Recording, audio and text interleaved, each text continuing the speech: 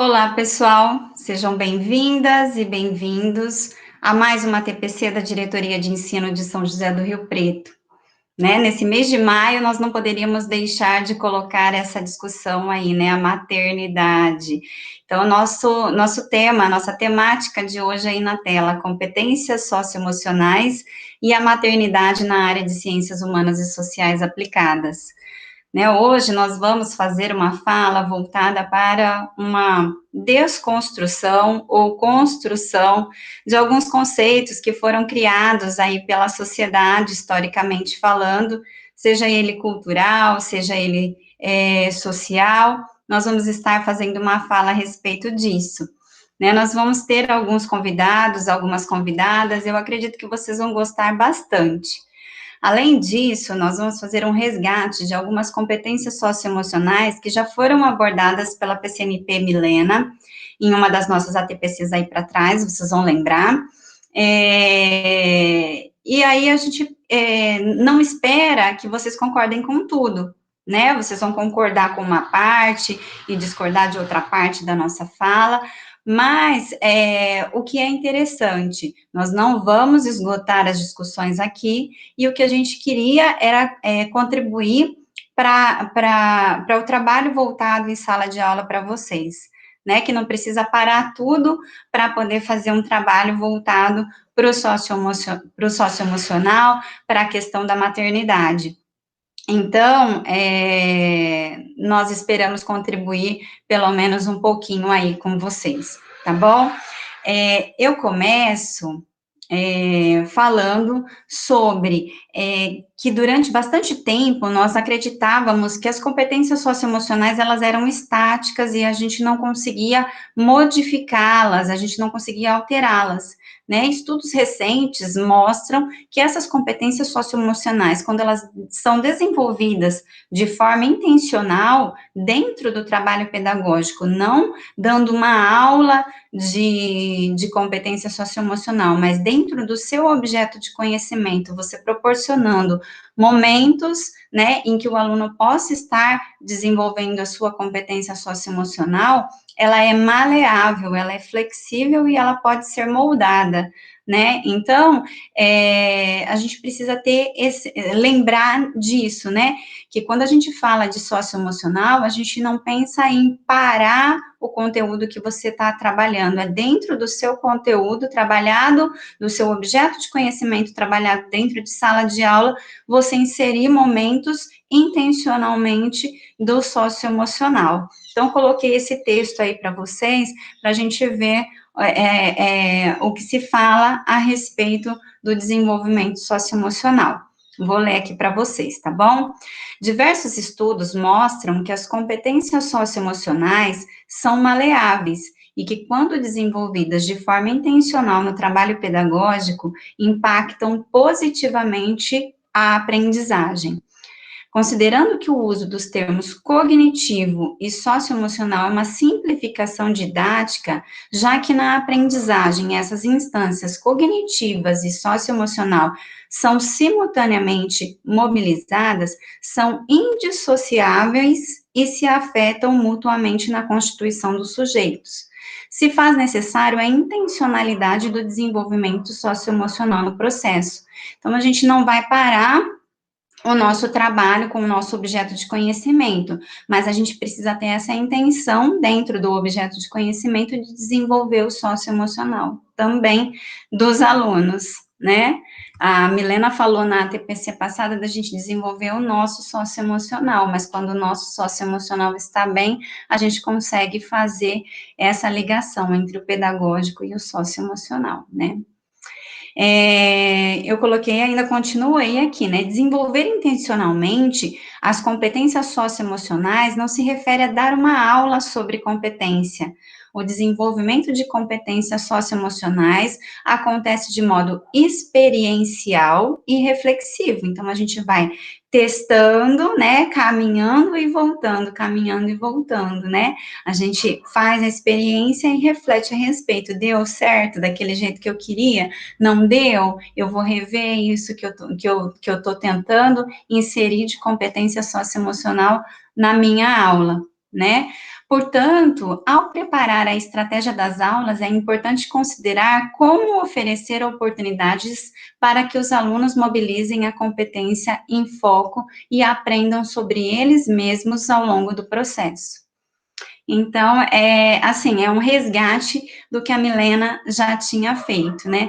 Ela também apresentou essa imagem aí, com as 5 macrocompetências e as 17 competências socioemocionais. O que a gente vai focar, né, manter o foco hoje, são essas que eu coloquei a flechinha aí, né, nós vamos usar dentro de autogestão, a competência responsabilidade, dentro de engajamento com os outros, nós vamos manter o foco em iniciativa social, e dentro de amabilidade, nós vamos manter o foco dentro do respeito. Então, nós vamos pegar como foco a maternidade do mês de maio e vamos manter o foco na responsabilidade, na iniciativa social e no respeito, né? Aqui com vocês. Né? Então, eu coloquei aqui que os diálogos sobre a naturalização de conceitos e práticas de submissão relacionados à maternidade, que modelam os comportamentos e a visão da mulher na sociedade historicamente, são necessários neste mês. Portanto, abordaremos com foco nas competências socioemocionais de iniciativa social, respeito e responsabilidade os seguintes itens. Então, aqui o que nós trabalharemos, né, nesta TPC, com foco nas competências socioemocionais, nessas 3 aí que eu citei para vocês. O histórico do Dia das Mães, né, como começou essa comemoração do Dia das Mães, essa valorização das mães, um estudo sobre a mãe que trabalha, né, a mãe trabalhadora, né, e como fica o psicológico dessa mãe que trabalha e como são as estruturas da necessidade dessa mãe estar trabalhando, de estar se apresentando, né, socialmente para o trabalho. Né, nós vamos colocar também um estudo sobre maternidade e feminismos, a gravidez na adolescência e as relações do tema com a educação. Né? Agora, eu fiz alguns recortes para exemplificar aquilo que eu disse lá atrás para vocês, que a gente não precisa estar parando o nosso objeto de conhecimento, o nosso conteúdo, para estar abordando essa temática do Dia das Mães ou das competências socioemocionais. Eu fiz um recorte aí do currículo com a habilidade 26 de geografia, que fala o sujeito e seu lugar no mundo, né? A competência, ela descreve o seguinte: analisar a dinâmica populacional e relacionar com as transformações tecnológicas, indicadores de qualidade de vida e nível de desenvolvimento socioeconômico e ambiental de países distintos em diferentes regiões do mundo. Né, o objeto de conhecimento, diversidade e dinâmica da população mundial e local. Vocês vão observar na fala de uma das nossas convidadas, que ela fala como ficou a situação da maternidade depois da Revolução Industrial.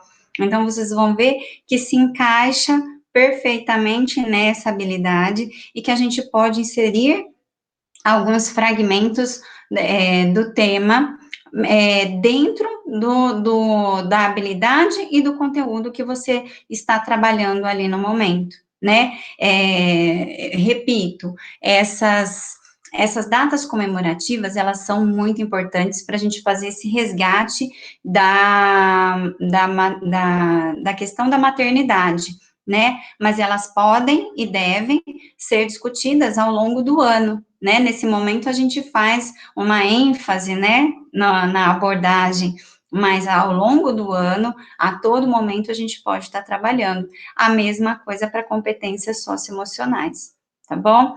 De história, eu fiz um recorte do 9º ano, o nascimento da República no Brasil, os processos históricos até a metade do século XX, né? Coloquei aí para vocês a habilidade número 7, identificar e explicar em meio a lógicas de inclusão e exclusão as reivindicações dos povos indígenas, das populações afrodescendentes e das mulheres no contexto republicano até a ditadura militar. E continuo lá com objeto de conhecimento, né? A questão indígena afrodescendente e da mulher durante a República até 1964. Aí embaixo eu fiz um recorte dos temas transversais, né, que também abordam essa temática da maternidade, os direitos da criança e do adolescente, saúde, vida familiar e social, né? Aqui eu tô falando sobre a habilidade, mas depois na fala das nossas convidadas vocês vão conseguir visualizar de uma forma mais concreta o que eu tô falando e as possibilidades de trabalho que a gente tem com ideias, né? A ideia aqui é alimentar a mente para pensar em alguma estratégia para o trabalho voltado tanto para competências socioemocionais quanto para a maternidade aí nesse mês. Então, aqui eu peguei um recorte, né, de ciências humanas e sociais aplicadas. Essa habilidade que está sendo apresentada aqui, ela pode ser aplicada de primeira a terceira série. A habilidade está aqui, né, na segunda coluna. Deixa eu ver se eu consigo passar o mouse aqui. Na segunda coluna, elaborar hipóteses, selecionar evidências e compor argumentos relativos a processos políticos, econômicos, sociais, ambientais, culturais e epistemológicos com base na sistematização de dados e informações de diversas naturezas, expressões artísticas, textos filosóficos e sociológicos, documentos históricos e geográficos, gráficos, mapas, tabelas, tradições orais, entre outros. A competência está aqui no primeiro quadrinho, né?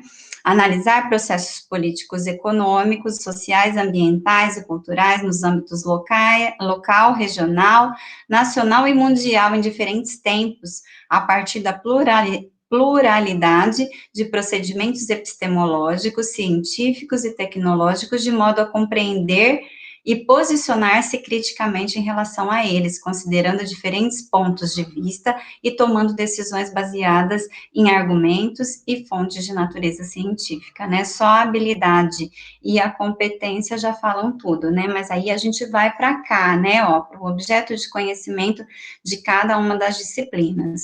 Em filosofia, coloca o seguinte: a civilização científica e tecnológica em diferentes contextos, na ética e na liberdade, na cultura e na religião.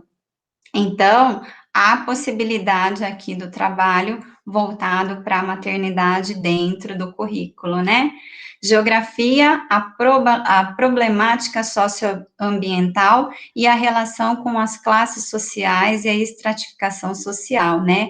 Aqui nesse item já coloca a possibilidade do trabalho voltado para a maternidade, né? Sem sair do que é proposto pelo currículo. A gente consegue manter essa ligação entre os temas, né, que estão acontecendo, né, alguns movimentos que acontecem de datas comemorativas, ou mesmo que não sejam as datas comemorativas, a gente tem nesse momento a oportunidade de estar trabalhando com essa temática e estar resgatando essas falas tão importantes. Em história, né, as mudanças do capitalismo a partir da Revolução Industrial ao imperialismo e frente a outros eventos históricos, né? E aí eu pulo um item ali, ó, as lutas democráticas e a construção da democracia nas Américas. Então, na verdade, em história ali também, né, eu falei que nós vamos ter uma convidada, né, já estou dando o spoiler aqui, mas a convidada vai falar sobre a questão da maternidade a partir da Revolução Industrial, assim como para a geografia, né, dá para ser abordado, e aqui em história também. E sociologia, olha lá o que é. As minorias na sociedade do século XX, negros, índios, imigrantes, refugiados, entre outros, né? Minorias na sociedade do século XX, encaixa muito bem aí. E agora, né, a surpresa, olha aí o time que nós estamos para conversar com a gente hoje. Alguns vocês vão ver os rostos aí, a fala deles, né? E outros vocês vão só escutar a voz, elas vão fazer algumas leituras de alguns textos muito interessantes, e alguns desses rostos aí vocês já conheceram, já estiveram aqui com a gente nas nossas ATPCs. Eu quero agradecer a presença deles todos, delas, né? Olha aí, a maioria são mulheres, só tem um homem aí no meio. Vou fazer a apresentação, tá? Então, aqui, ó, vou com o meu mouse que eu já vi que eu consigo passar aqui e vocês estarem vendo. A Amanda Procópio, ela é professora de matemática na Secretaria Estadual da Educação. A Bianca Caroline, graduada em Ciências Biológicas pela Unesp. Raul Martins, ele é professor associado ao Departamento de Educação e docente na disciplina de Psicologia da Educação pela Unesp. A Maria Estela, né, vocês já viram aí na TPC, em uma TPC nossa ela já fez uma fala, ela é professora no Departamento de Zoologia e Botânica e tutora do programa de Educação Tutorial da Unesp.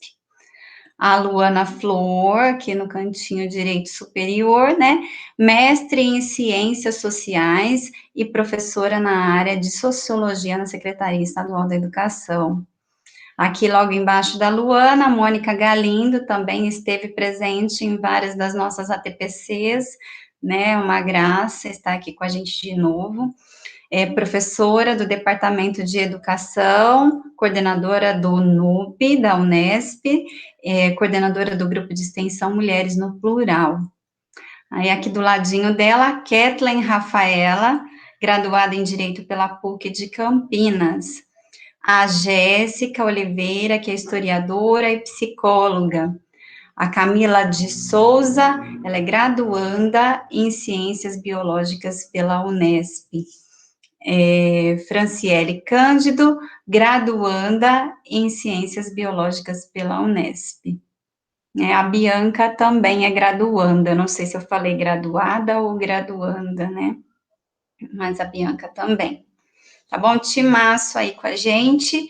E eu tenho alguns lembretes, antes de eu passar para elas, a fala para elas, eu tenho alguns lembretes que as escolas vêm pedindo que a gente passe esse comunicado para os professores, né? Tem um aviso aqui que é para todos, ó, lembrem do formulário de presença ao final da TPC, depois da fala delas, não se esqueçam, tá, do formulário de presença.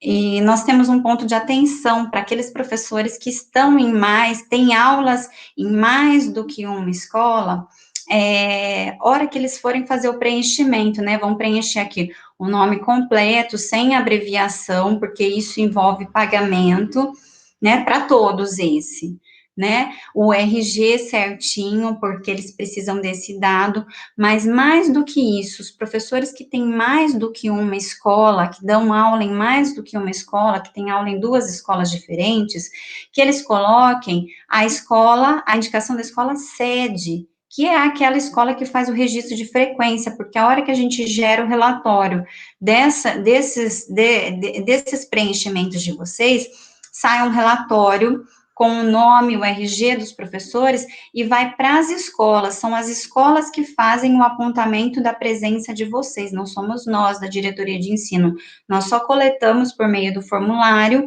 e encaminhamos para as escolas, e aí tem professor que às vezes está colocando a escola que não é a sede dele, então, alguns GOIs estão procurando onde está essa presença desse professor, mas outros não têm esse tempo para estar verificando, e aí corre o risco do professor ter respondido o formulário e estar ficando com falta. Então, toma bastante cuidado, a hora que for clicar lá na escola de frequência aqui, ó, clicar naquela escola que faz o pagamento e não esquecer. Aqui no nome tem alguns professores que estão colocando o e-mail. Então, coloca o nome completinho, porque é para colocar a presença para vocês. E o RG e clicar na escola que faz a sede, que faz o pagamento de vocês, que é a sede, né? Não esqueçam, tá? Atenção, porque agora o formulário ele fica aberto só no dia da TPC. Então, até as 23h59 de hoje, o formulário vai estar aberto. Depois a gente não consegue estar inserindo os nomes de vocês, porque vai quase que automático, né? Fechou o formulário, já vai um link para as escolas com esse formulário, com as presenças, tá bom? Então, aquele que esquece de estar preenchendo o formulário, ele tem que estar entrando em contato com a escola, porque é a escola que faz o apontamento da presença de vocês, tá bom? Recado tá dado. Eu espero que vocês aproveitem a fala das nossas convidadas e do nosso convidado aí, e que contribua para a prática de vocês em sala. Um abraço e continuem aqui na TPC com a fala dos nossos convidados até o final, tá bom?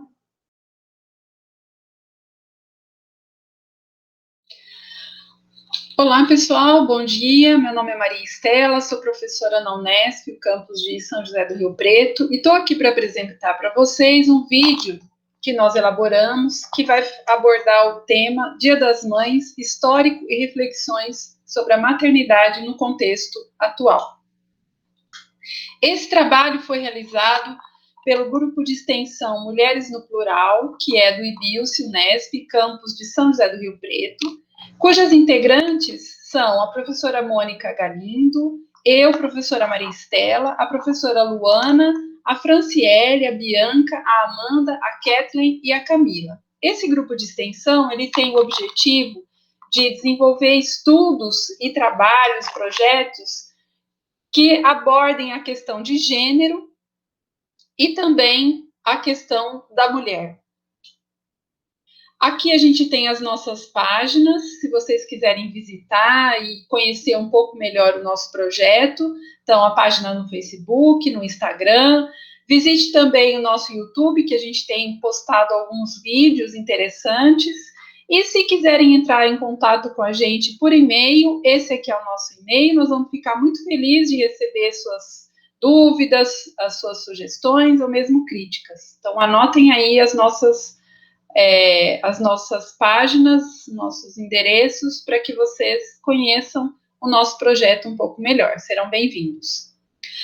Bem, como será a sequência desse vídeo? Esse vídeo está composto por 5 falas principais, onde iremos começar com um histórico sobre o Dia das Mães, que serei eu que irá apresentar.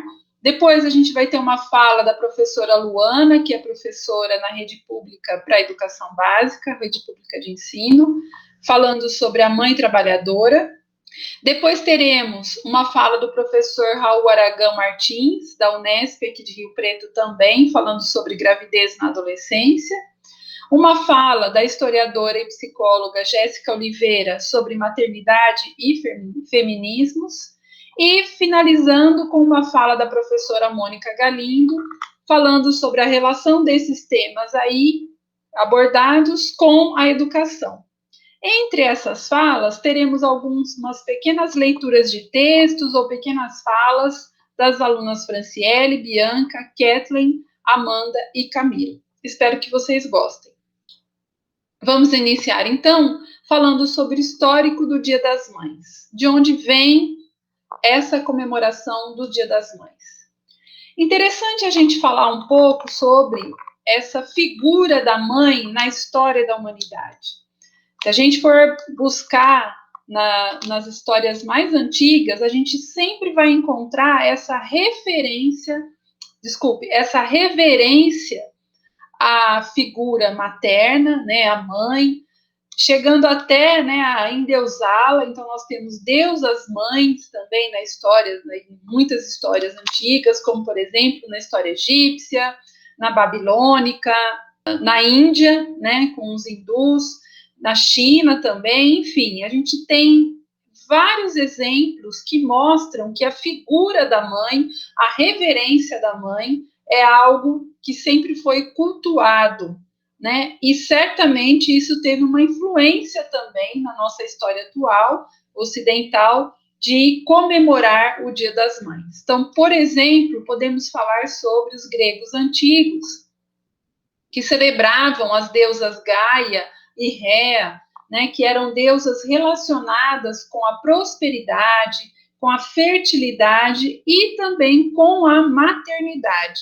Então, isso ocorria normalmente no início da primavera, então a gente vê também uma relação com a natureza, né, com a questão de que a primavera é o tempo do florescimento, do renascimento. Então, a gente tem essa relação aí da figura da mãe com essas deusas antigas, né, da mitologia grega e também da mitologia romana, né, que a Roma antiga também reverenciava a deusa mãe Cibele, aproximadamente 250 anos antes de Cristo, tem os registros, né, também para honrar essa figura feminina. Depois foi marcante também, né, na era cristã, a gente tem basicamente essas reverências, né, sendo transferidas também para a mãe de Jesus, Mãe Maria, que é o que a gente tem em grande parte no nosso mundo ocidental pós-era cristã. Mas como se deu mais recentemente essa institucionalização, né, da data do Dia das Mães? Então, de onde veio? Então, na atualidade, no nosso mundo ocidental, o Dia das Mães ele foi estabelecido no início do século XX, com origem em um movimento de mulheres dos Estados Unidos. A senhora Anna Jarvis, nesta foto aqui da direita, foi ela quem fundou o Dia das Mães em 1908 nos Estados Unidos, em homenagem à sua mãe, Anne Maria Jarvis, né, da foto aqui do lado esquerdo. Por que em maio, né? Porque a sua mãe, a Anne Maria, ela faleceu em 1905, no dia 9 de maio, então a data ficou estabelecida para essa data de maio, como comemoração ao Dia das Mães. E por quê? De onde vem, né, essa homenagem? A senhora Anne Maria, ela teve um movimento muito importante com as mães no final do século, meados do século XIX ainda, quando ela mobilizou uma comunidade, né, com um movimento social para fazer campanhas, juntou várias mães para fazer um trabalho para melhoria das condições sanitárias das famílias pobres, né, diminuindo o risco de doenças e também mortalidade infantil. Então, ela teve uma importância muito grande nesse trabalho social na cidade onde ela morava e nas cidades vizinhas com esse movimento, então, e auxiliou também, ela mobilizou várias mães da região, várias senhoras, para fazer um trabalho também no pós-guerra, atuando também no cuidado dos feridos de guerra. Então, em homenagem a essa senhora, né, que teve um papel social importante, a filha dela, Anna Jarvis, né, ela lutou para que esse dia fosse comemorado como o Dia das Mães. No Brasil, houve uma influência também dessa mobilização americana, né, nos Estados Unidos, e há registros de uma primeira comemoração no dia 18 de maio de 1918, na cidade de Porto Alegre, no Rio Grande do Sul. Foi mobilizado por uma associação de moços presente na cidade, que iniciou essa comemoração. Mas a oficialização mesmo só veio na década de 30, pelo então presidente Getúlio Vargas, cujo decreto previa a comemoração sempre no segundo domingo do mês de maio. Apenas em 1930 que a data foi oficializada. Essa data também vale a pena a gente reforçar, né, que também foi uma conquista do movimento feminista brasileiro, que na época, em 1932, conseguiu também a aprovação do sufrágio feminino. Então, a gente vê que houve uma mobilização para que essa valorização da mulher, né, da mãe, também acontecesse. Entretanto, alguns poucos anos após a oficialização dessa data, a própria Anna Jarvis, né, que foi quem promoveu essa oficialização nos Estados Unidos do Dia das Mães, influenciou na verdade, todo o mundo ocidental, para que essa data existisse, ela própria se tornou muito crítica do Dia das Mães, das comemorações que se fazia, porque ela observou que a data passou a ser um motivo muito intenso para a comercialização e de produtos, né? Para as pessoas comprarem presentes para a mãe, então o comércio começou a ver o potencial e a data, então, passou a ter mais essa característica de comercialização. Segundo ela, não se devia ter objetivos lucrativos com a data, mas sim para a elevação dos sentimentos de gratidão, de homenagens às mães. Então, ela se sentiu um pouco frustrado com os rumos, né, com que a data, o sentido da data passou a ter. No Brasil, como em todo mundo, o Dia das Mães é, sim, uma data muito esperada pelo comércio, porque as vendas nessa data ficam atrás apenas do período de Natal. Então, há um potencial e o comércio, observando isso, investe também muito, né, para que essa data seja de fato comemorada, né, e que o comércio possa lucrar, então, com esta data. E a gente vê que, de fato, há, né, um desvirtuamento do verdadeiro sentido. Então, muitas vezes as pessoas compram presentes até por obrigação, né, rapidamente, só para que possam comemorar, né, o Dia das Mães, mas esquecem do verdadeiro sentido aí que possa ter o Dia das Mães. Então, se a gente observar na mídia, né, nos sites de busca, a gente vai ver que boa parte deles vão estar preenchidos com propagandas para vendas, né? Tem uma diversidade muito grande de produtos de venda para o Dia das Mães. A gente já vê, eu estou gravando esse vídeo agora no início de abril, mas daqui a algumas semanas a gente já vai começar a ver em todos os locais propagandas para, acho que isso já até começou, né? Propagandas para vendas para o Dia das Mães, que ocorre agora em maio, né? Então a gente vê que, de fato, boa parte das energias, né, do que se produz, do que se faz nesse período, está voltado para a venda de produtos para o Dia das Mães. Mas, se a gente aprofundar um pouco nas questões sociais, né, e desviar esse olhar da questão de vendas, né, do comércio, e observar a nossa sociedade, a gente também vai ver a questão das mães, né, mostrado em imagens como estas, né? Então, os dias das mães na atualidade também pode ser revelado, né, por imagens como essas. Então, a gente vê mães muito pobres, mães muitas vezes sozinhas, tendo que cuidar dos seus filhos, criar os seus filhos, que muitas vezes são mais de um, né? Mães pretas, que são ainda mais vulneráveis na nossa sociedade, as mães presidiárias. Então, a gente vê uma condição da maternidade muito triste, muito injusta e muito cruel.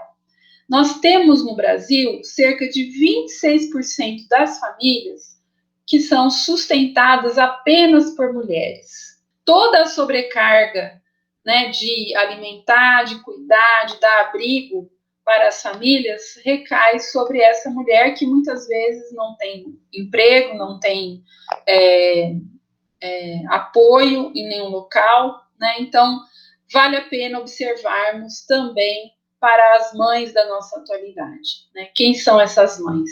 Considerando também que a gente tem nos últimos 9 anos os dados que mostram um empobrecimento muito grande nas famílias brasileiras, né? E certamente boa parte desse sofrimento, desse empobrecimento mesmo, dessa escassez de recursos, vai recair sobre as mães brasileiras. Então, vale a pena a gente desviar um pouco o olhar e promover essa reflexão, né, nas nossas escolas, nas nossas comunidades, saindo dessa visão consumista e de comercialização do Dia das Mães e observar para tentar mudar essa realidade para tantas mães que vivem dessa forma.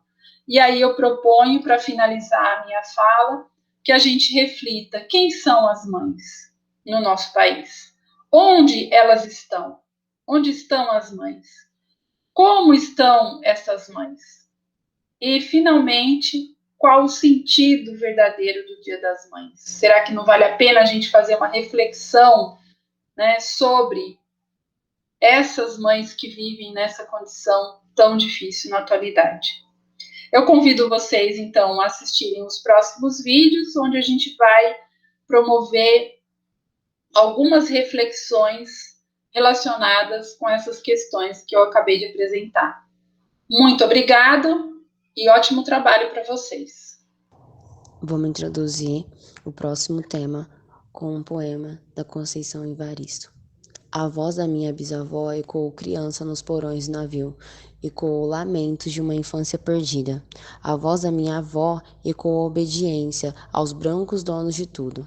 A voz da minha mãe ecoou baixinho revolta no fundo das cozinhas alheias, debaixo das trouxas, roupagem suja dos brancos, pelo caminho empoeirado, rumo à favela. A minha voz ainda ecoa versos perplexos, com rimas de sangue e fome.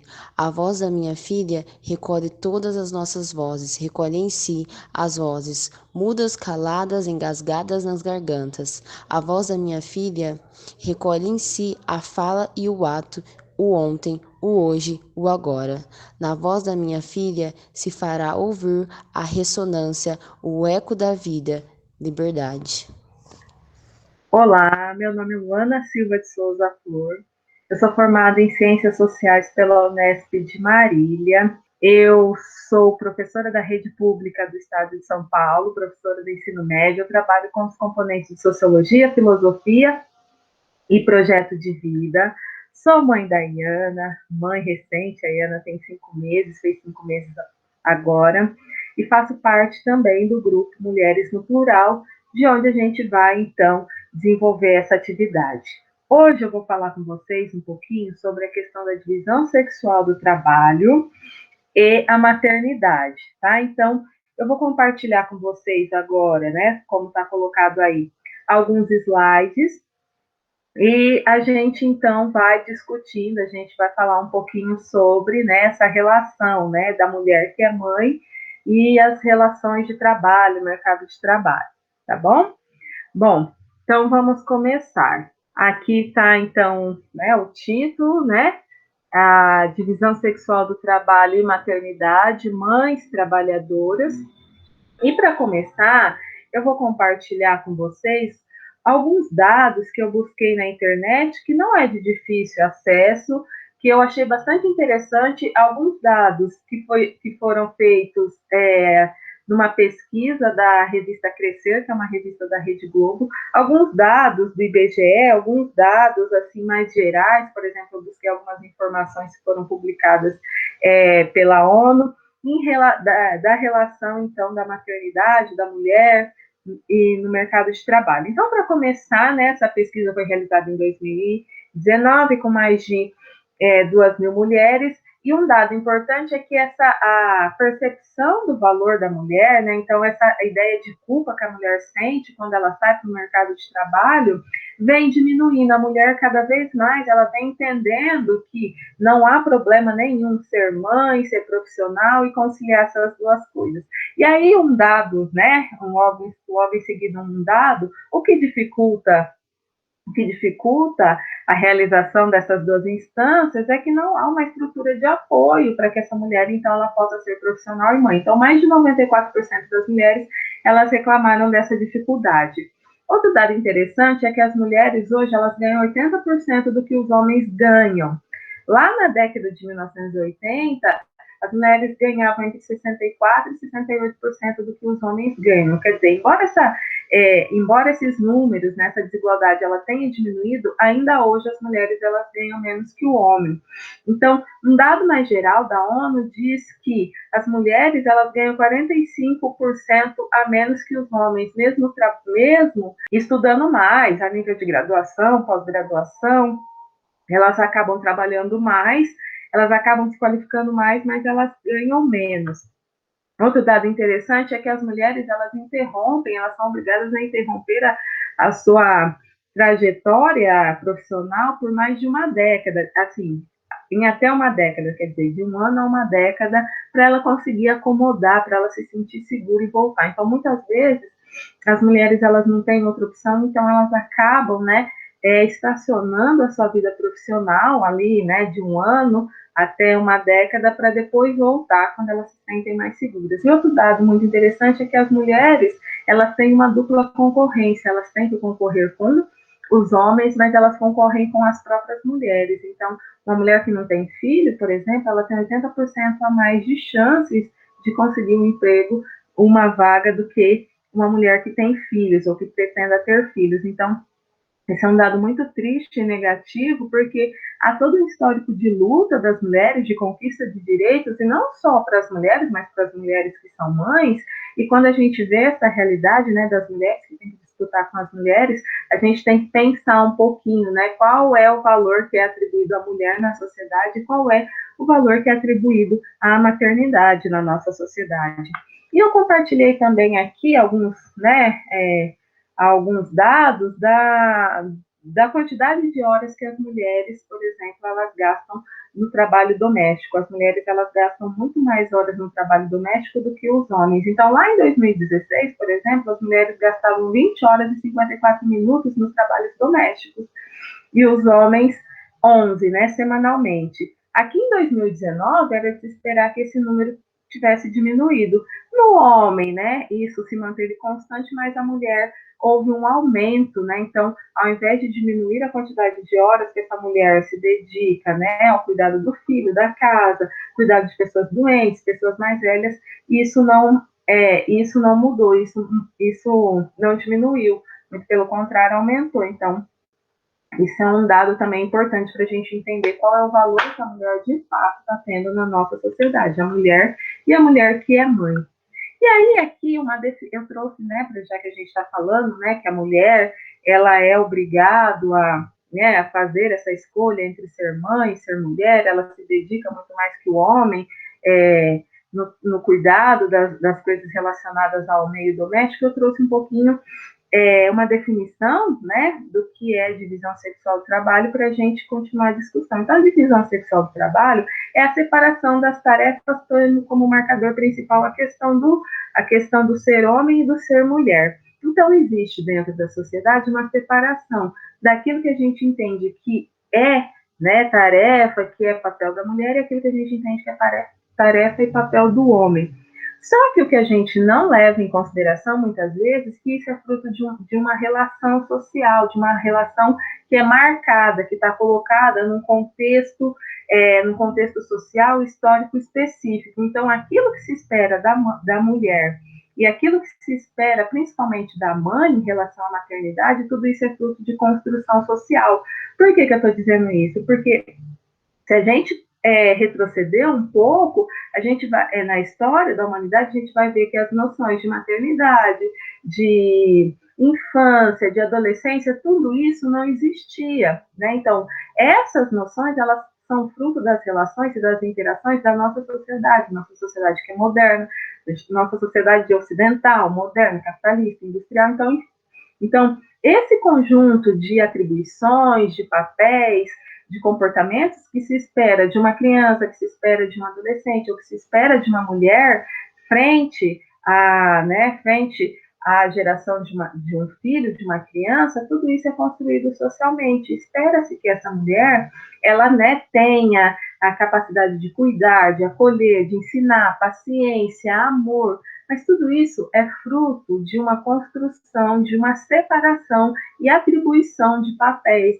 Né? Então, existe aquilo que é próprio da mulher, existe aquilo que é próprio do homem, tá? E a gente não pode perder isso de mente, de vista, e a gente não pode nunca esquecer de fazer esse exercício de desnaturalizar, né? Porque nem toda mulher quer ser mãe, nem toda mulher tem habilidade, nem toda mulher tem a vocação. E muitas vezes, quando a gente se depara com uma mulher que anuncia isso e que está buscando a satisfação através da carreira, a gente tende a discriminar. A gente tende, então, a olhar com uma certa desconfiança, mas é importante que a gente entenda que essas noções, elas são socialmente construídas. A questão importante do trabalho, que faz parte da divisão social do trabalho, da divisão do trabalho como um todo, que é essa separação, tarefas, papéis, né, que organizam a vida, né, a vida social. Outro elemento importante é a questão da valoração, da hierarquização. A gente acaba atribuindo valores àquelas tarefas e àqueles papéis que os indivíduos desempenham dentro da sociedade. Na nossa sociedade, que é uma sociedade marcadamente, né, uma sociedade marcadamente patriarcal, a gente tem, então, uma valorização daquilo que é próprio do homem, né, e uma não valorização tão grande assim daquilo que é da mulher, né. Então, o homem, né, aquilo que o homem faz tem mais valor. Não à toa que o trabalho que é desempenhado fora de casa é remunerado e muitas vezes o trabalho que é feito dentro de casa não é remunerado,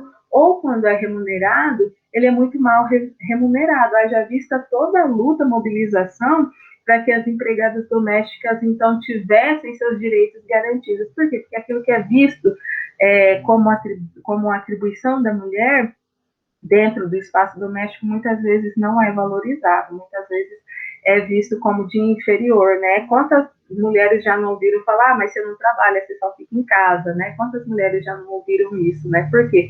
Porque aquilo que é próprio da mulher, aquilo que é atribuído à mulher no espaço doméstico, muitas vezes não é valorizado. Então, a divisão sexual do trabalho, que tem como marcador, novamente, né, a questão do ser homem, do ser mulher, tem essas características, né? Então, a gente separa aquilo que é próprio de um, próprio de outro, e a gente atribui um certo valor.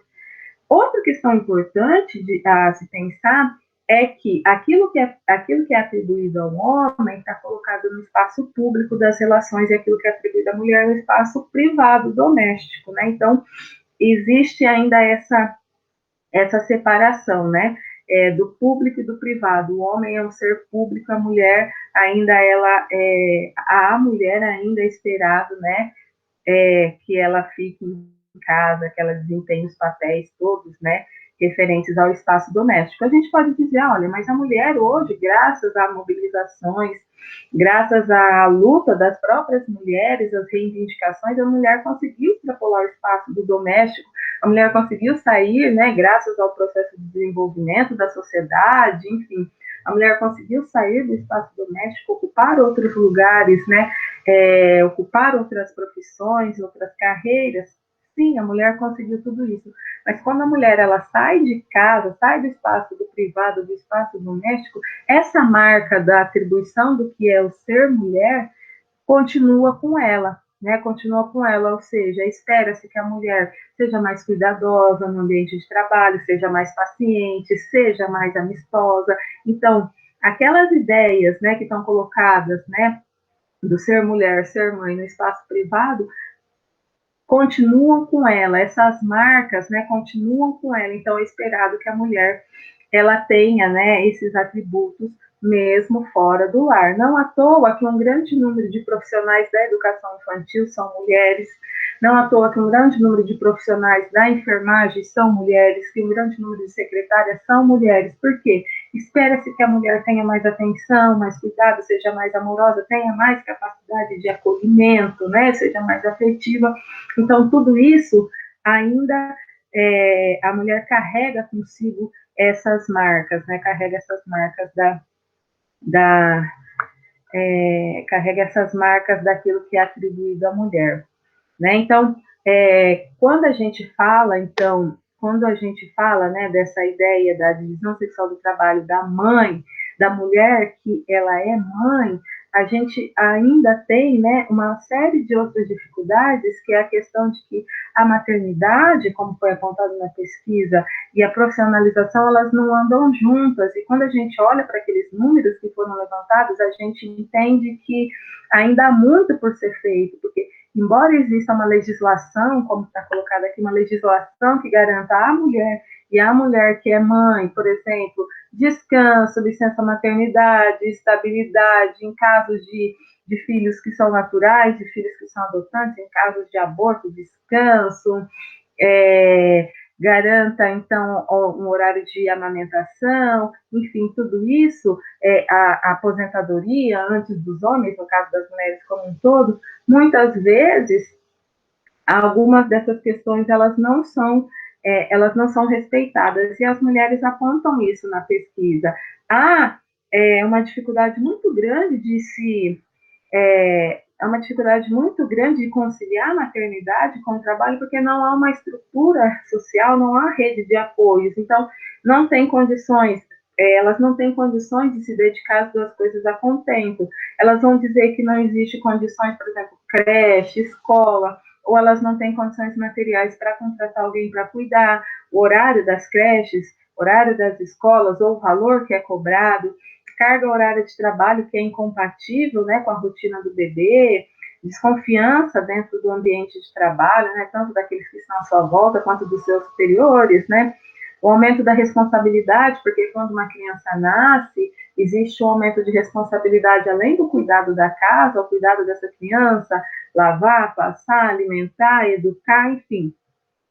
Todos esses fatores inviabilizam, torna difícil a mulher conciliar esses dois espaços. A mulher se dedica muito mais tempo à realidade das questões domésticas e sobra pouco tempo para ela se dedicar às questões profissionais, às questões públicas, né? Não à toa, as mulheres, elas ocupam um número muito insignificante ainda de cargos de poder ou de cargos de decisão decisórios, de cargos políticos. E se as mulheres, elas não estão nesses lugares, se elas não estão ocupando os cargos políticos, os cargos de decisão, muitas das leis, muito daquilo que é criado em relação ao direito, não vai contemplar a realidade dessas mulheres e dessas mães. Então, olhar, né, para a nossa sociedade e olhar a partir da visão sexual do trabalho, olhar a partir da maternidade, é entender que ainda, né, a gente precisa percorrer um longo caminho no sentido de minimamente garantir aqueles direitos que já foram conquistados, que a gente sabe que é muito difícil fazer cumprir esses direitos, e alcançar outros direitos, fazer com que essas mulheres, elas não tenham que optar, não colocar essas mulheres num lugar, né? Qual que é o lugar da mulher que é mãe na sociedade? Muitas vezes, o lugar dessa mulher que é mãe na sociedade é um lugar da não satisfação, da não concretude, né? Da renúncia. Por quê? Porque muitas vezes ela tem ou renunciar à maternidade, ou renunciar ao trabalho, ou fazer as duas coisas, né, e ser a super mãe, a super mulher, viver sempre numa situação de exaustão completa, né, ou simplesmente, né, fazer um e não fazer o outro. Então, olhar para a maternidade, olhar para as mulheres, olhar para as relações, né, no nosso contexto atual, é entender que ainda muito ainda precisa ser feito para que essas mulheres, elas possam ser, então, reconhecidas, valorizadas, e que elas possam conciliar essas duas coisas, né? Bom, gente, eu acho que teria muito mais coisas para dizer, para falar em relação à maternidade, à mulher, ao trabalho, mas eu acho que para a atividade, eu acho que o que foi apresentado já está contento. Eu agradeço, né? Eu agradeço a atenção, espero que a gente possa novamente vir a discutir questões relacionadas à mulher, por conseguinte, questões relacionadas aos homens. Eu espero vê-los numa próxima oportunidade. Obrigada. Introduzindo nosso próximo tema, gravidez na adolescência, por que é tão importante conversarmos sobre. O tema tem sido um intenso objeto de debate, de investigações e de políticas públicas no Brasil em razão de seus altos índices. De acordo com um relatório publicado em 2018 pela Organização Pan-Americana da Saúde, em conjunto com a Organização Mundial da Saúde, o Fundo das Nações Unidas para a Infância e Fundo de População das Nações Unidas, no Brasil, 1 em cada 5 bebês nasce de uma mãe com idade entre 10 e 19 anos. A gravidez é um acontecimento marcante e, quando ela ocorre ainda na adolescência, pode resultar em um nível maior de vulnerabilidade ou riscos sociais, tanto para as mães quanto para os filhos. Então, eu apresento o professor Dr. Raul Aragão Martins, que vai detalhar mais sobre esse assunto conosco. Olá a todas e todos, eu sou Raul Aragão Martins, professor da Unesp, campus São José do Rio Preto, e hoje vou falar sobre gravidez na adolescência, a convite das professoras Mônica Galindo e Stella Nol, do projeto de extensão universitária Mulheres no Plural. Para falarmos de adolescência e adolescentes, nós temos que lembrar que essa é uma construção sócio-histórica. Começa-se a falar de adolescentes nos últimos 100 anos. Antes, não nos preocupávamos com as pessoas nessa faixa etária. E ser adolescente hoje, ele tem aspectos biológicos, como, por exemplo, o início da puberdade, que a capacidade do ser humano passa a ter de reprodução. Aspectos psíquicos e sociais também. Até a promulgação do Estatuto da Criança e do Adolescente nos anos 90, século passado, crianças e adolescentes só eram vistas ou lembradas quando transgrediu alguma norma ou lei. Prevalencia a doutrina da situação irregular. Com o ECA, definiu-se o que é criança e o que é adolescente. Como estamos tratando de adolescência, o ECA fala que são as pessoas entre 12 e 18 anos de idade. Mas eu vou apresentar outra classificação, a da Organização Mundial de Saúde, OMS, que para ela, a adolescência vai de 10 a 19 anos, mas dividida em 2 segmentos, de 10 a 14 e de 15 a 19 anos. Um pouco para frente vocês vão entender por que eu vou usar mais a classificação da OMS. Agora vamos falar de direitos sexuais. Isso é um assunto novo, da mesma época do ECA, anos 90 do século passado. Eles começaram a ser falados numa conferência da ONU sobre população, que foi realizada em Cairo, em 1994. No ano seguinte, em Pequim, sobre os direitos da mulher. Então, os direitos reprodutivos passam a ser considerados direitos humanos nessa conferência de Pequim, Beijing. E os movimentos feministas e LGBT também passam a lutar pelos direitos sexuais de todos. Só que até hoje adolescentes são vistos como assexuados, ou, quando muito, preocupa-se para que eles não contraiam infecções sexualmente transmissíveis ou fiquem grávidas nessa época. Só, então, para a gente entender um pouco como que está a gravidez da adolescência no Brasil, aqui no estado de São Paulo, e especificamente em São José do Rio Preto. Aqui no canto esquerdo, nessa coluna, são porcentagens. Então, eu vou falar de quantas crianças que nascem de mães, primeiro, entre 10 e 14 anos. Felizmente, nessa faixa etária, são poucos os partos, é menos de 1% das crianças que nascem nesse país, as mães têm menos de 14 anos, felizmente. E vou me ater mais às adolescentes entre 15 e 19 anos de idade. No Brasil, em 2010, eram cerca de 18% das crianças nascidas vivas vinham de mães com 15 a 19 anos. Agora, em 2019, isso passou para 14%.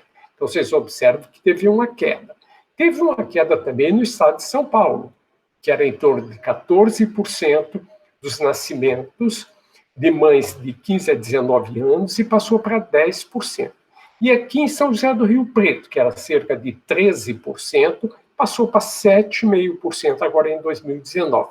Então, vocês observam, tanto no Brasil quanto no estado de São Paulo, quanto aqui em São José do Rio Preto, o número de crianças que nascem de mães adolescentes cada vez é menor ano a ano. Nós temos uma outra pesquisa, a Pesquisa Nacional de Saúde dos Escolares, que a última foi feita em 2015.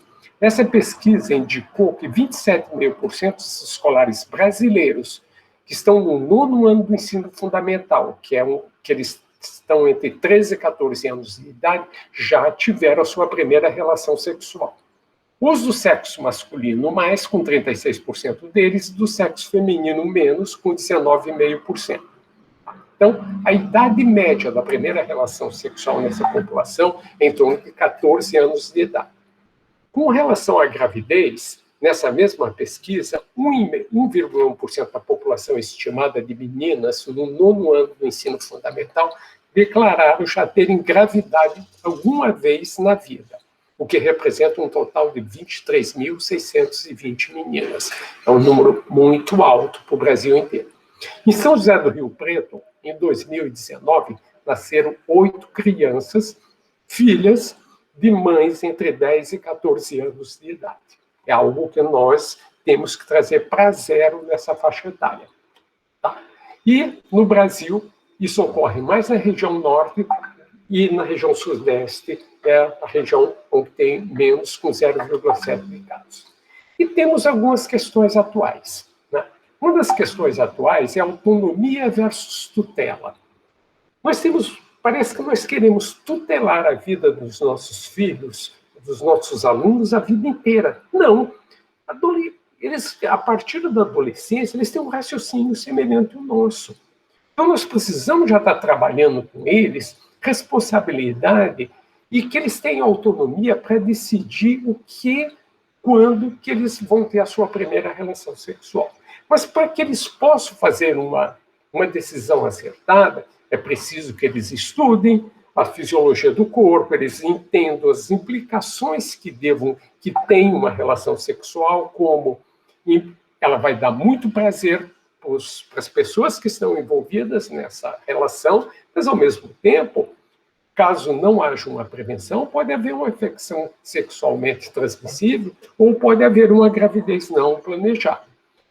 Estudos mostram que quando a gente discute, quando a gente ensina para os adolescentes todos esses mecanismos da sexualidade, eles vão ter a primeira relação sexual 3 a 4 anos mais tarde do que a população brasileira em geral. Eu tinha já mostrado para vocês que essa idade é em torno de 14 anos. Os jovens que estão preocupados em chegar na universidade, essa idade passa para 17, 18 anos de idade. Então, pense, vamos estar discutindo com nossos jovens, com nossos adolescentes, a questão de autonomia. Outra questão, são duas questões relacionadas, hierarquia de emergências e direitos sexuais. Tem gente que fala, para que se preocupar com esse assunto? A gente tem que estar se preocupando com a educação, com a saúde, com o trabalho que eles precisam ter no futuro, no preparo deles. Não, eu entendo que direitos sexuais sejam tão importantes quanto a educação, a saúde e o trabalho.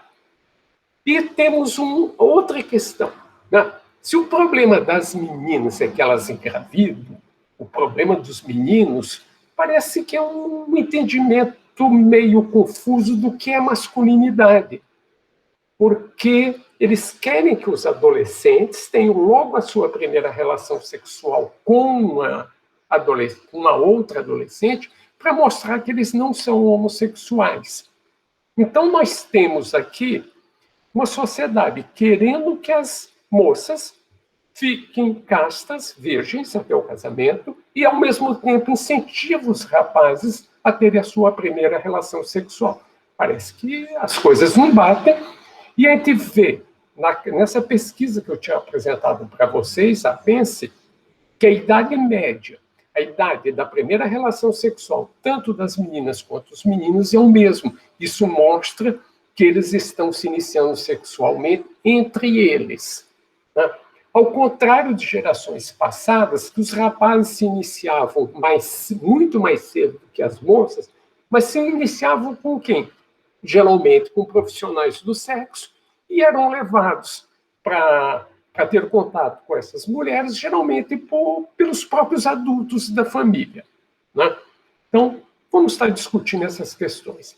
E, finalmente, qual é o papel do rapaz nessa situação? As meninas ficam grávidas porque procuraram a clínica de fertilização? Não.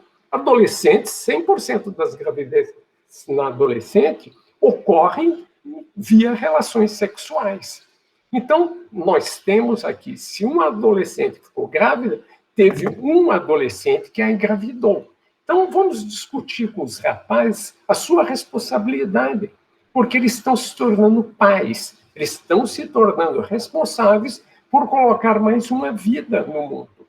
Isso não pode ficar apenas como um cuidado da mulher, que vai ficar responsável pela criação e educação. Então, uma das coisas importantes a ser discutidas nessa questão de adolescência na gravidez é justamente a prevenção. Porque quando estamos fazendo prevenção, nós estamos trabalhando, evitando infecções sexualmente transmissíveis e estamos evitando gravidez não planejada. Era isso que eu tinha para conversar no momento. Estou à disposição de todas e todos para tirarem dúvidas. É só mandar e-mail, meu e-mail está aí, raul.martias@unesp.br. Eu tenho o hábito de responder todas as mensagens que chegam para mim. Então, muito obrigado pela atenção e bom dia para todos. Para começar a próxima fala da psicóloga e historiadora Jéssica, eu vou ler um trecho do livro Para Educar Crianças Feministas, da autora Chimamanda. Seja uma pessoa completa. A maternidade é uma dádiva maravilhosa, mas não seja definida apenas pela maternidade. Seja uma pessoa completa. Vai ser bom para sua filha. Marlene Sanders, a pioneira jornalista americana, a primeira mulher a ser correspondente na Guerra do Vietnã e ela mesma mãe de menino, uma vez deu este conselho a uma jornalista mais jovem. Nunca se desculpe por trabalhar. Você gosta do que faz, e gostar do que faz é o grande presente que você dá à sua filha. Acho isso sábio e comovente. Nem sempre precisa gostar do seu trabalho, você pode apenas gostar do que o seu emprego faz por você. A confiança e o sentimento de realização que acompanham o ato de fazer e de receber por isso. As pessoas vão usar a tradição seletivamente para justificar qualquer coisa. Todo mundo vai dar palpites, dizendo o que você deve fazer, mas o que importa é o que você quer, e não o que os outros querem que você queira. Por favor, não acredite na ideia de que maternidade e trabalho são mutuamente excludentes. Nossas mães trabalharam em tempo integral enquanto crescíamos, e nós saímos bem. Pelo menos você. Quanto a mim, o júri ainda está deliberando. Permita-se falhar. Uma mãe de primeira viagem nem sempre sabe como acalmar o bebê que está chorando. Não ache que precisa saber tudo. Leia livros, procure coisas na internet, pergunte a pais e mães mais velhos, ou simplesmente vá por tentativa e erro. Mas, acima de tudo, concentre-se em continuar uma pessoa completa. Tire um tempo para si. Atenda às suas necessidades pessoais. Por favor, não pense nisso como dar conta de tudo. Nossa cultura enaltece a ideia das mulheres capazes de dar conta de tudo, mas não questiona a premissa desse enaltecimento. Não tenho o menor interesse no debate sobre as mulheres que dão conta de tudo, porque o pressuposto desse debate é que o trabalho de cuidar da casa e dos filhos é uma seara particularmente feminina, ideia que repudio vivamente. O trabalho de cuidar da casa e dos filhos não deveria ter gênero. O que devemos perguntar não é se uma mulher consegue dar conta de tudo, e sim qual é a melhor maneira de apoiar o casal em suas duplas obrigações no emprego e no lar. Olá, meu nome é Jéssica Oliveira, eu sou historiadora, sou psicóloga, sou psicodramatista. Eu trabalho aí na área educacional, né, com orientação profissional, projeto de vida com os adolescentes do ensino médio. E também trabalho com a psicoterapia clínica no consultório, atendendo majoritariamente adolescentes e adultos. Sou mãe e é um prazer para mim estar aqui compondo esse projeto, estar aqui compondo essa fala sobre uma temática extremamente importante, que é a maternidade, ou melhor, né, que é a construção da maternidade. Eu gostaria muito de partir dessa premissa, né, que tudo que a gente vai falar aqui parte de uma ideia de que há uma construção social sobre o ser, né? E aí esse ser nos seus mais variados papéis que ele desempenha no momento histórico que ele está vivendo, na comunidade que ele está vivendo, pode ser o papel de pai, o papel de mãe, o papel de esposa, o papel de amigo, de estudante. E aí é muito importante a gente entender isso, porque quando a gente parte, né, do pressuposto de que quem nós somos e todos os papéis que a gente desempenha é fruto de uma construção social que está ligada aí à moral da sociedade vigente, que está ligada aos pressupostos, né, dessa sociedade, o que essa sociedade valoriza ou deixa de valorizar, quais são as narrativas que essa sociedade cria, né, para a convivência entre seus membros. Quando a gente parte dessa premissa, a gente entende que, houve um movimento histórico aí de construção de quem nós somos hoje. Assim como houve esse movimento de desconstrução, também é possível fazer um movimento aí de desconstrução para aqueles papéis que a gente acredita ser injusto, papéis que a gente acredita tá aí envolvido em relações de opressão, de exploração e por aí vai. Então, tendo isso em mente, eu queria falar um pouquinho aí da construção do que é ser mãe. E aí eu pergunto, né, uma pergunta para reflexão mesmo, minha, de vocês, o que é ser mãe? Quando eu falo em maternidade, o que é a maternidade? Acho meio difícil responder, né, sem a gente fazer esse recorte. Opa, quando? Em que momento? Para qual classe social? Né? Isso por si só já mostra aí que a maternidade foi se desenvolvendo no decorrer da história de maneiras mais diversas. É só a gente pensar, por exemplo, na Idade Média, né? Como que se dava a construção da maternidade? Outra coisa muito importante de entender nesse período é que a própria ideia de infância é completamente diferente do que a gente entende hoje por infância. Hoje a gente tem aí o direito das crianças e dos adolescentes assegurados, né? A gente entende aí que eles são um grupo específico que precisam ser protegidos pela lei, né? Que precisam ter respaldo específico da saúde, da educação, mas nem sempre foi assim. Se a gente olha para a Idade Média, a noção de infância não existia. A criança era vista como um adulto pequeno, né, com estatura menor do que um adulto de 30 anos. Ela podia trabalhar, ela não tinha aquela construção afetiva que a sociedade atual coloca, né, para com as nossas crianças e os nossos adolescentes. Não é à toa que a Elizabeth Badinter, que é uma autora que eu vou trazer aqui bastante, né, que escreveu um livro que chama O Mito do Amor Materno, quando ela vai olhar para essa sociedade, ela traz um dado muito interessante. Ela fala assim, muitas crianças morriam, claro que por pestes, por fome, né, desnutrição. E aí, justamente por esse amor materno, naquele momento, não há uma narrativa de que esse amor materno é uma construção social, né? Não, na verdade, não há uma ideia de que esse amor materno é instintivo. E as mães, né, naquele momento, não desempenhavam esse papel extremamente afetivo. E aí a Badinter traz a seguinte questão, né, o seguinte questionamento.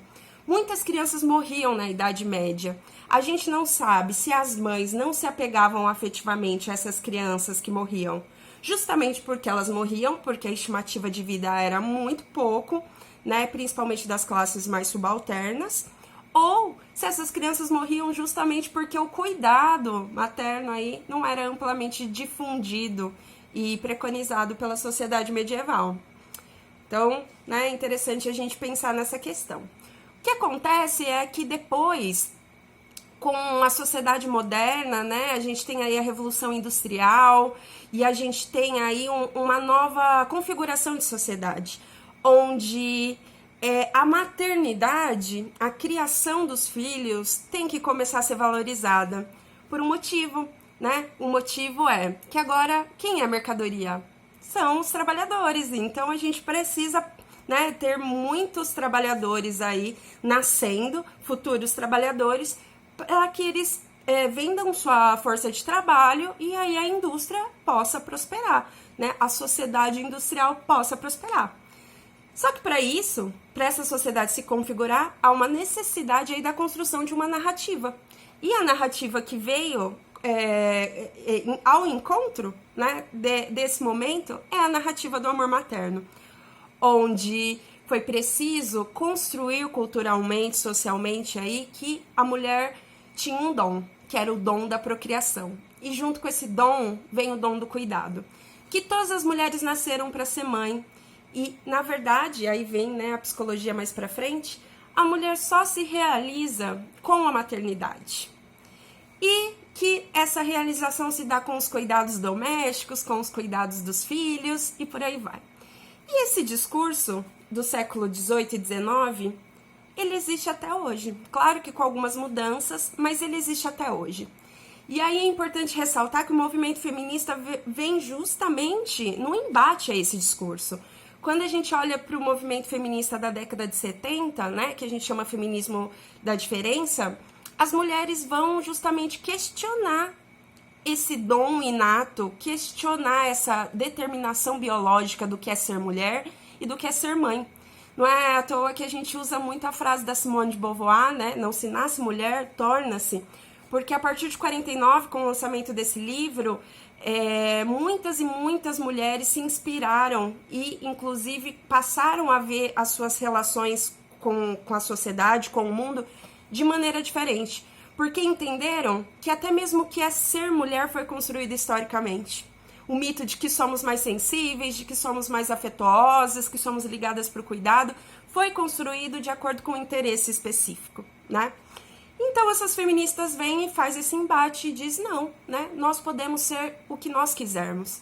E é importante salientar que no fim da década de 60 a gente tem a descoberta da pílula anticoncepcional, que faz com que as mulheres aí tenham um desenvolvimento da sua sexualidade de maneira mais livre e não tendo a gravidez, né, como uma determinação pelo ato sexual.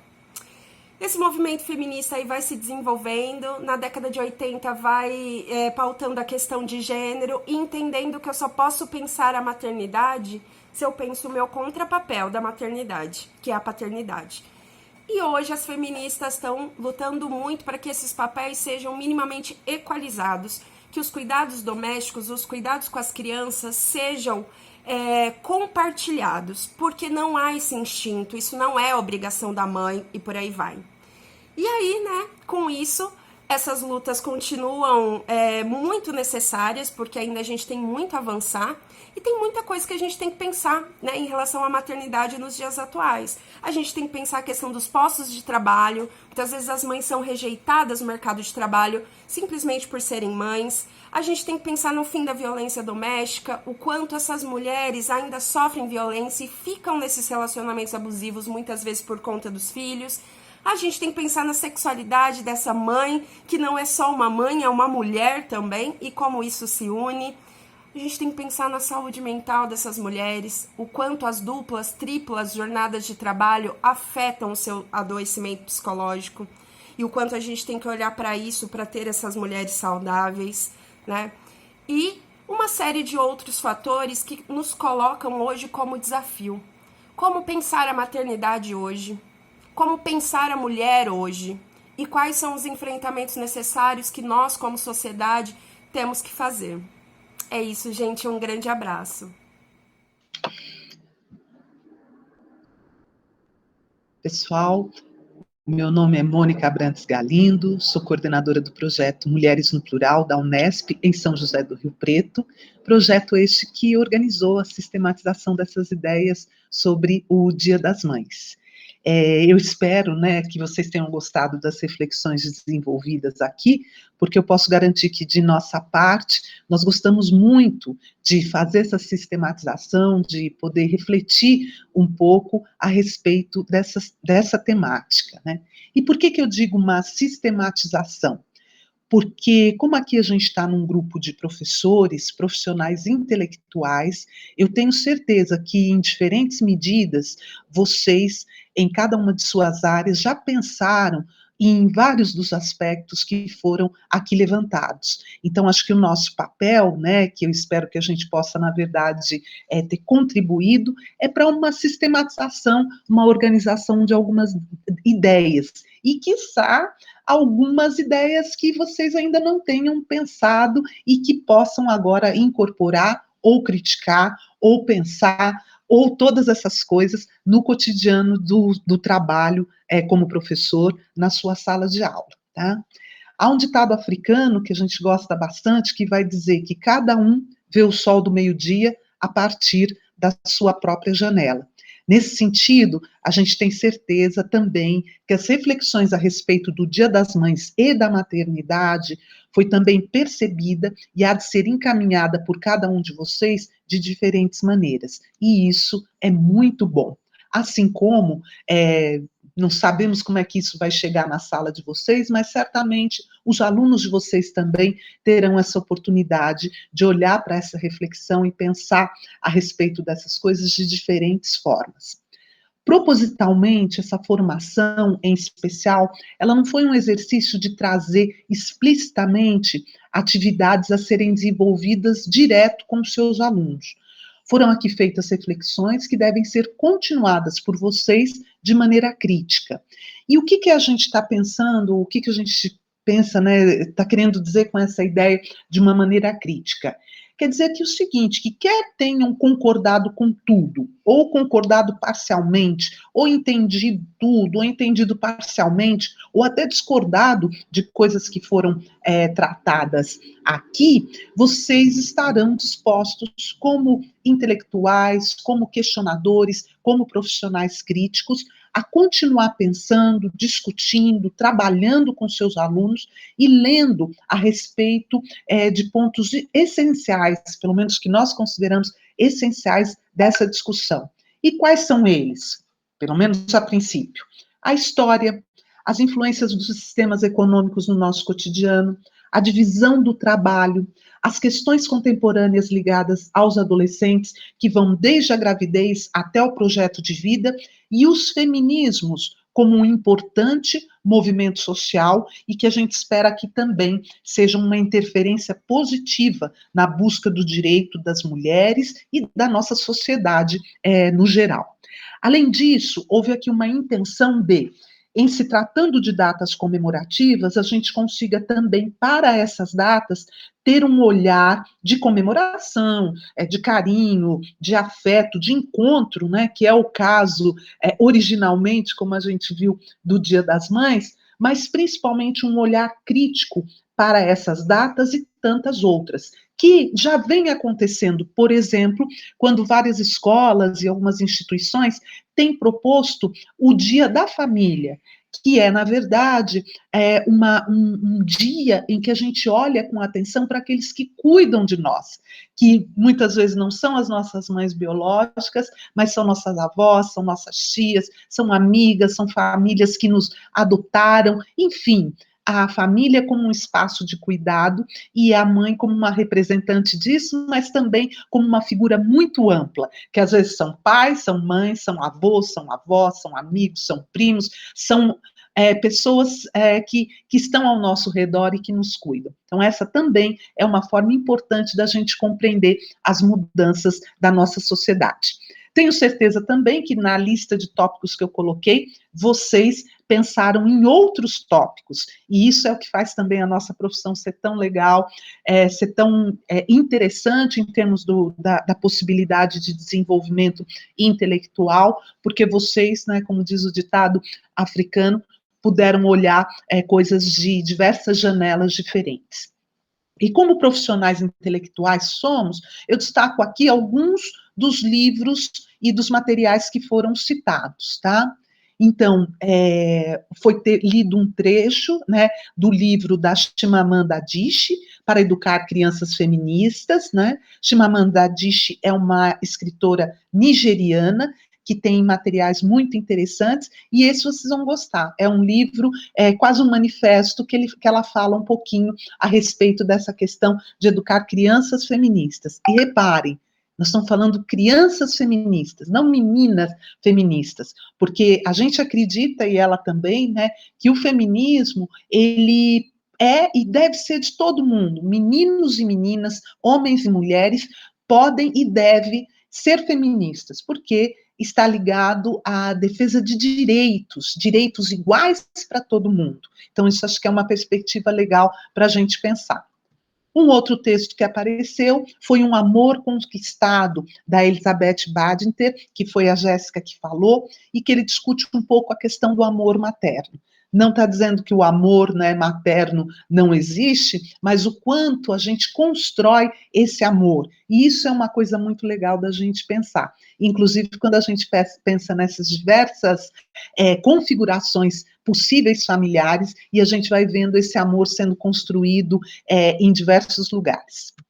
Um outro livro que apareceu aqui foi de um texto, né, da nossa passagem, né, que foi Vozes, né, Vozes Mulheres, Conceição Evaristo. Conceição Evaristo é uma escritora, mulher negra brasileira, foi indicada há pouco tempo para a Academia Brasileira de Letras, infelizmente, para a Academia, ela não foi eleita, mas um nome maravilhoso que vale a pena a gente conhecer, que nós precisamos conhecer da nossa literatura.